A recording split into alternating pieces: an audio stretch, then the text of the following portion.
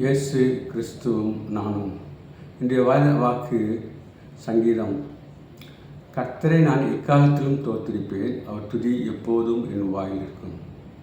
அன்பான சகோதர சகோதரிகளே, நாம் ஆண்டவரை துதிப்பதற்காக பிறந்திருக்கின்றோம். ஆண்டவர் நம்மை படைத்ததே அவரை துதிப்பதற்காக என்று சொல்லப்படுகின்றது. அதனாலே நாம் படைத்த ஆண்டவரை, உலகத்தை படைத்த ஆண்டவரை நாம் துதிக்கிறவர்களாக இருக்க வேண்டும். என் ஆத்துமாவே கர்த்தரை தோற்றி அவர் செய்த சகல உபகாரங்களையும் மறவாதே என்று சங்கீதக்காரர் சொல்கின்றார். அநேக நன்மைகளை ஆண்டவர் நமக்கு செய்திருக்கின்றார். நம்முடைய வாழ்க்கையிலே, நம்முடைய போராட்டங்கள் மத்தியிலே, நம்முடைய சுகவீனங்கள் மத்தியிலே, நம்முடைய வேதனைகள் மத்தியிலே, நம்முடைய சந்தேகத்தின் மத்தியிலே ஆண்டவர் நம்மை வழிநடத்தினார், பாதுகாத்தார்.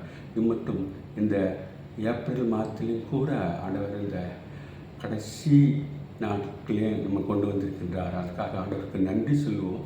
அவர் பாராட்டின கேள்விக்காக ஆண்டவருக்கு நன்றி சொல்லுவோம். ஆண்டவர் நல்லவராக இருக்கின்றார். அவர் வல்லவராக இருக்கின்றார். வாக்கு மாறாதவராக இருக்கின்றார். நம்முடைய தேவையை அறிந்து செயல்படுகின்றவர்களாக இருக்கின்றார். நாம் நினைப்பதற்கும் வேண்டுவதற்கும் அதிகமாக கிரியை செய்கின்ற தேவனாக இருக்கின்றார். அதனாலே நாம் அவரை பின்பற்றி, அவரை போற்றி, அவருடைய பிள்ளையாக வாழ்வோம். Have a blessed day. God bless you. Give your heart to God, your hand to man. Thanks for watching.